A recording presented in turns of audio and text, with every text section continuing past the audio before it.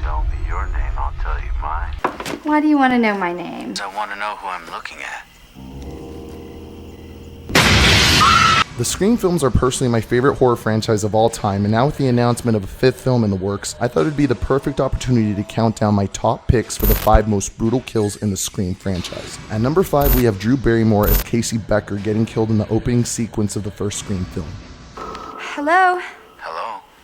Yes? In 1996, Drew Barrymore's reputation preceded her acting credibility, and as a result, she strategically began taking on movie roles that would redefine her perception in young Hollywood. Drew took on the role of Casey Becker after reading the script and falling in love with the self-aware, tongue-in-cheek humor that Scream delivers. Originally intended for the starring role of Sidney Prescott, Drew realized the impact of having a well-known child actor killed off as a supporting character in the first 15 minutes of the film. This twist would blindside many audiences and would set the no-rules mantra for the unpredictable roller coaster ride that is the Scream franchise. The establishing shot is well executed, as we can clearly see how susceptible Casey is to being watched as a result of the multitude of glass windows in her home. The element I find most effective in this scene is the rapid escalation of our fear towards Casey's situation. Hello? Look, I gotta go. Wait, I thought we were gonna go out. Nah, I don't think so. Don't hang up on me. There are a couple of moments where the audience is given slivers of hope for Casey's survival, one of which is when Casey is able to slip outside her backdoor patio undetected by Ghostface.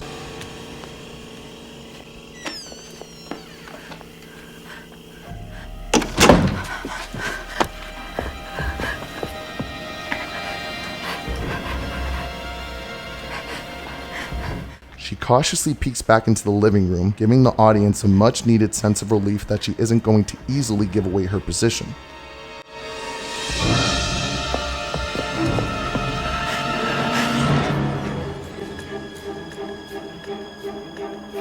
We see Casey make it to the halfway point in her backyard before Ghostface shatters the glass window separating him and his victim.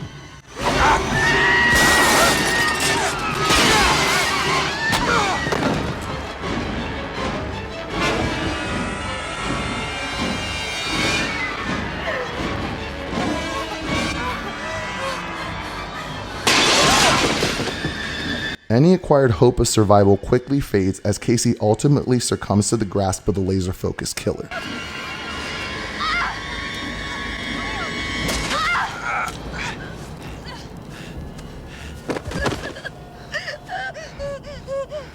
She is stabbed in the chest and her throat is then strangled, so she is unable to scream for help, her parents only a few feet away from their dying daughter.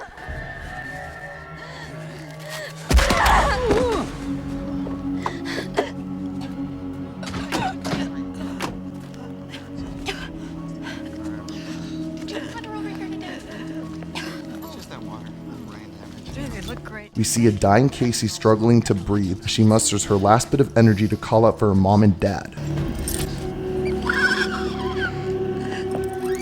She pulls the mask off of Ghostface, and the camera pans to a close-up of the killer's knife to disguise their identity. After an emotionally wrestling pause, Ghostface aggressively stabs the blade down into Casey, both on and off camera. Casey's grunting is audible on the receiver end of the phone line, discovered by her mother and father. Casey! Casey, you upstairs? Casey, baby. Where is she? She's here. Oh my god, I can hear her. Where is she? Casey's almost lifeless body is dragged and hung for her parents to discover in their front yard.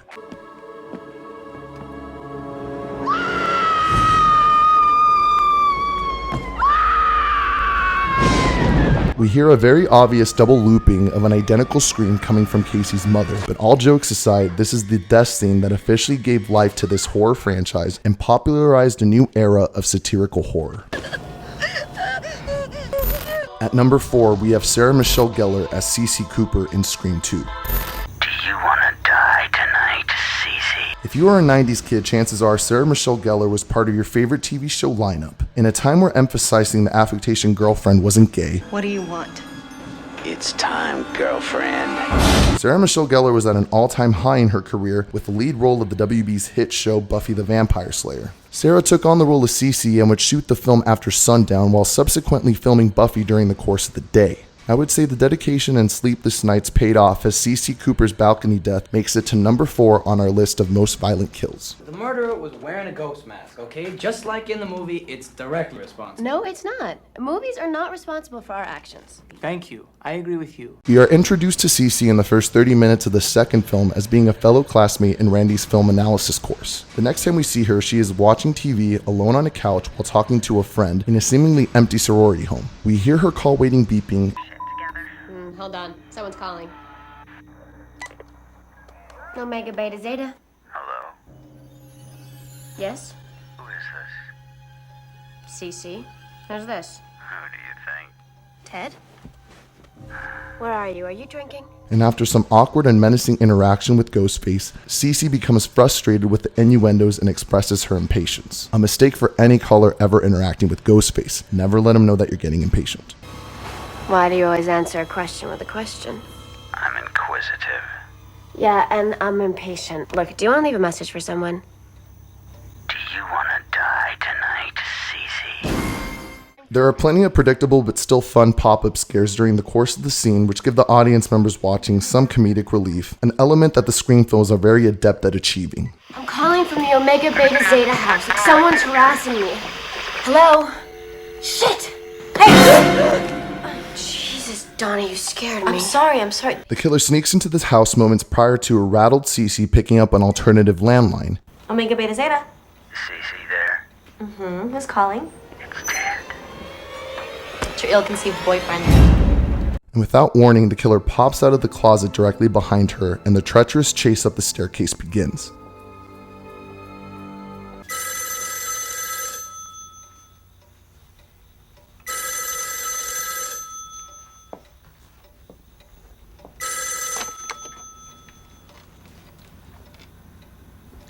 Hello?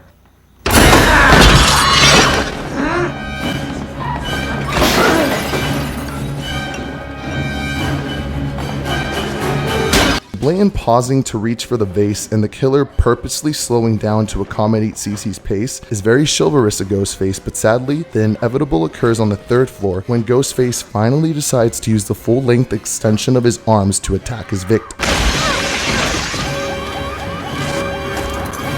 He then unnecessarily stabs her back twice, and I say unnecessarily because he is literally going to fling her off the balcony in about 5 seconds anyway.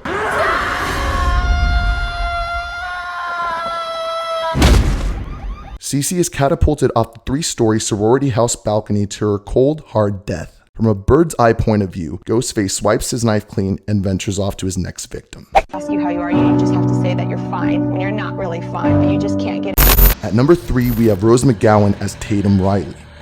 Playing the supportive best friend to our protagonist, Tatum's character delivers some of the more memorable lines of the movie, such as, Nice welt, sweetie. I'll send you a copy. Bam! Bitch went down. I'll send you a copy. Bam! Sid, super bitch. Her outspoken humor is a welcomed presence until she meets her demise in the final act of the film. Stu strategically tells Tatum to go into the garage to stock up on the beer supply for the house party to isolate her from the rest of the guests.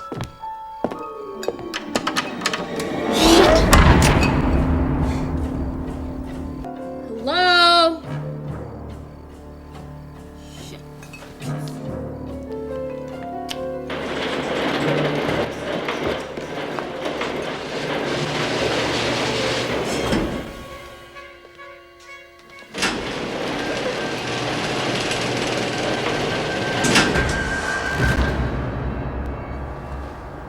Is that you, Randy?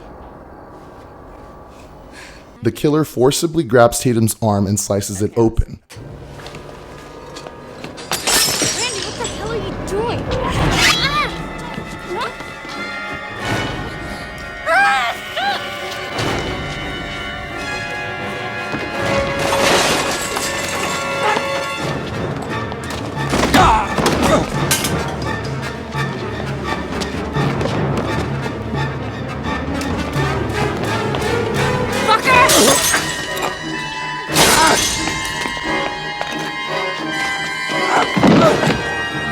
Tatum makes a flee for the cat door located on the garage wall panel. She is able to get about 25% of her body through the opening, but for whatever odd reason, her left shoulder and boob are too big to fit through the rest of the crevice. Rather than kicking her while she's down, or in this case stabbing her while she's down, Ghostface lets the automatic door do all the dirty work and heavy lifting.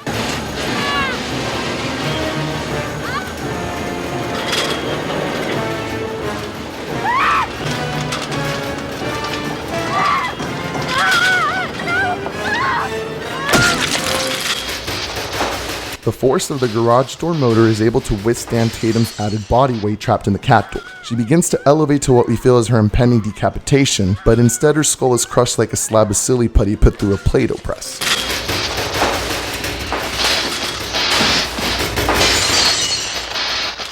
Jada Pinkett Smith as Maureen Evans makes it to number 2 on our list. What's this? Stab souvenirs. The studio sent them. And it's white. Thanks. Starting off with a brutal slaying at a screening of the fictional movie Stab, Jada Pinkett Smith as Maureen Evans makes it to number 2 on our list. Maureen Evans is Ghostface's first target in the sequel, as Ghostface is hell-bent on committing a set of copycat murders to trigger Sydney's PTSD. After playful banter between her and her boyfriend, the couple make their way into the theater for a screening of Stab. As the movie begins, an annoyed and apprehensive Maureen asks her boyfriend for money to make a quick trip to the concession stand. Give me some money. I need to get some popcorn. You got money. I got my money. I asked for your money. Maureen overhears 2 moviegoers talk about the real-life crimes that inspired the Stab films and becomes even more apprehensive about her boyfriend's movie selection. That's it. I am not going back in there. Come on, you chicken shit. It's just a movie. No, it's not just a movie. It's a true story. All these kids got killed a couple years ago in California. I was so scared I was on a heart attack. Stab you, man. Get yourself.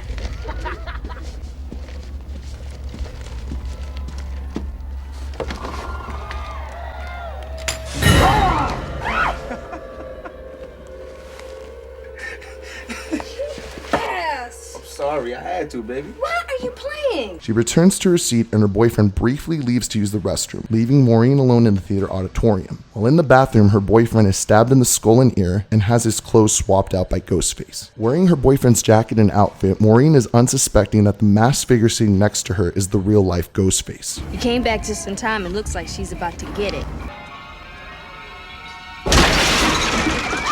After gripping close to him during the more intense parts of the film, Maureen discovers blood all over her boyfriend's jacket.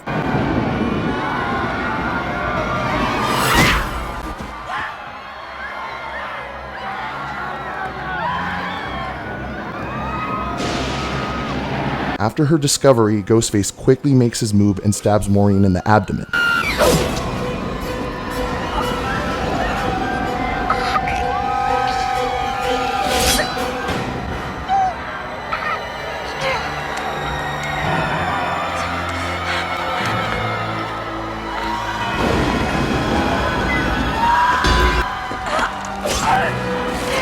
Maureen is stabbed mercilessly a total of 7 times in front of the entire audience of the theater. The genius of the scene is the preemptive execution of having more than 50% of the audience members wearing Ghostface costumes. It makes her murder indiscernible in the crowd of playful horror enthusiasts.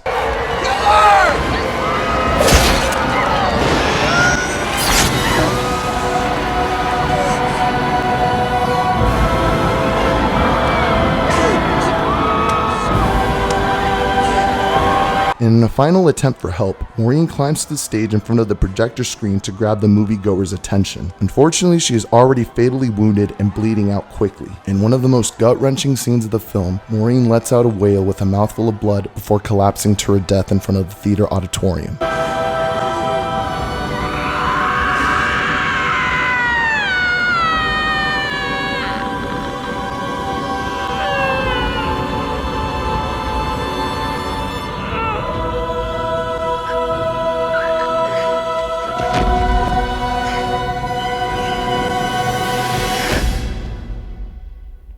I don't know about you, but when I was a kid watching this scene, I really thought this woman was killed in order to create this kind of movie magic. It's just that convincing, and I'm not even a massive fan of Jada Pinkett Smith, but her performance in this is really believable, which is a rarity for someone that isn't a seasoned scream queen. Honorable mentions. Here are a couple of death scenes that still rank high on our brutality marker, but weren't quite as ruthless as their contenders that made the list. Phil Stevens' bathroom stall death scene in Scream 2.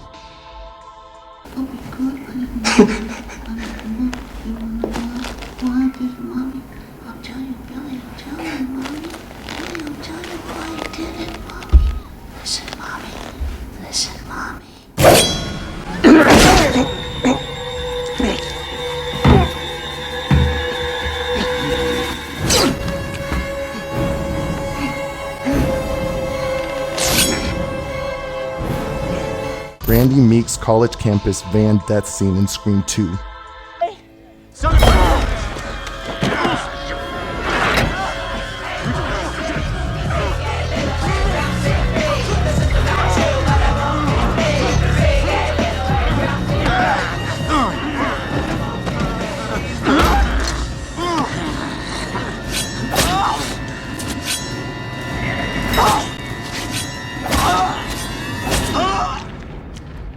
Rebecca Walters' hospital death roof freefall in Scream 4.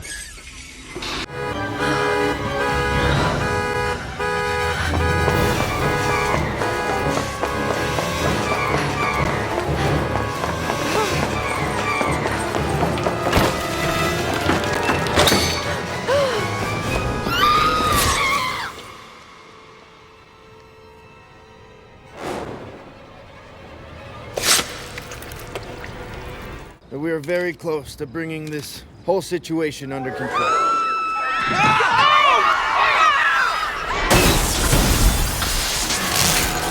And Jill Roberts' ICU electrocution and self-injuries in Scream 4.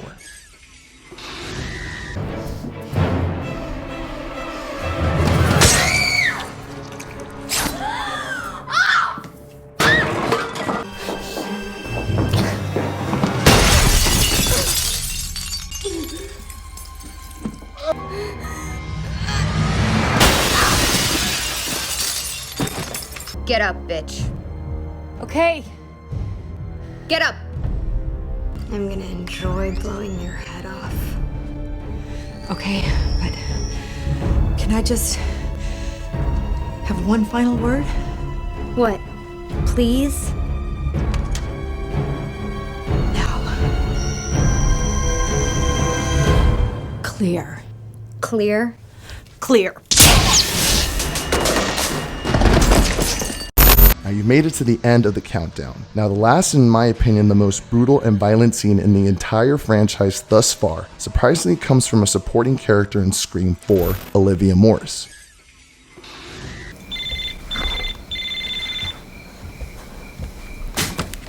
Speaking. What's your favorite scary movie, Olivia? Immediately introduced to us as the hot girl and cocky friend, the audience doesn't get to know much beyond that, which is probably for the best since she gets completely decimated by Ghostface 30 minutes into the movie. The scene starts off with tension building between Ghostface and Kirby having a conversation about what movie is playing on Jill's TV screen. Aren't you supposed to ask me a question? All right.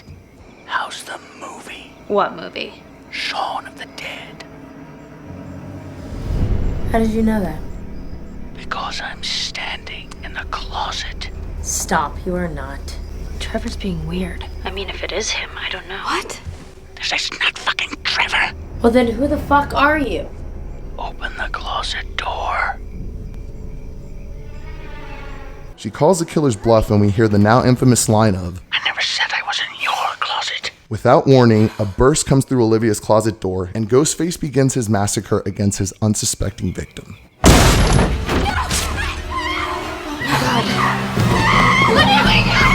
Olivia is stabbed easily over 10 times while Jill and Kirby watch from their bedroom window. First, Ghostface's knife goes straight through Olivia's hand. He then grapples her body and begins flinging her around the room to disorient her.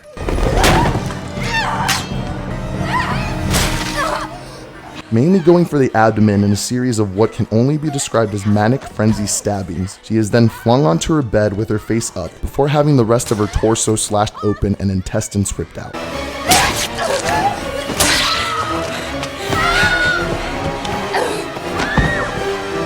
Before leaving the scene of the crime, Ghostface shows off his kill to a horrified Jill and Kirby watching from next door.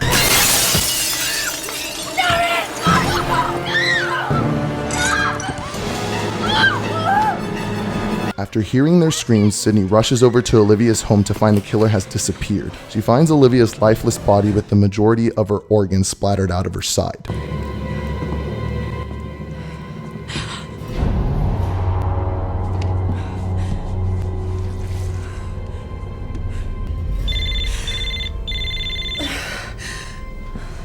Sydney receives a call from Ghostface, setting in motion the plan of action for the rest of the movie. I've got plans for you. I'm gonna slit your eyelids in half so you don't blink when I stab you in the face. I was pleasantly surprised by how much more aggressive and violent this Ghostface was. The filmmakers intentionally made Scream 4 for a new generation, and with that comes desensitization towards violence. If you haven't seen the film, or if you remember not enjoying it when it originally came out, try watching it now that we live in the most social media driven generation of all time and see if your opinion has swayed at all. That's it for today's countdown, guys. If you enjoyed the video, make sure to leave it a thumbs up so other people are more likely to find it in the recommended, and let me know down in the comments if you agree with the list or if you have any other movies you'd like for me to create a countdown on. See you guys next time, and as always, thanks for watching.